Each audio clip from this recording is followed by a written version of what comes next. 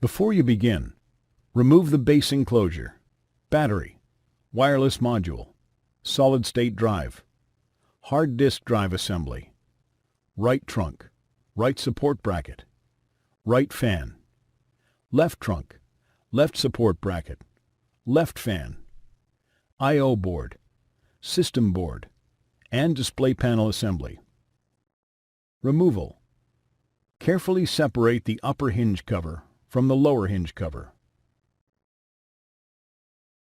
Using the non-metallic flat-bladed tool, carefully separate the edges of the display bezel from the adhesive and retention clips on the display enclosure and remove.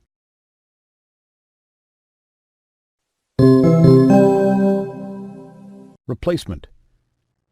Place the display bezel into position on the display enclosure.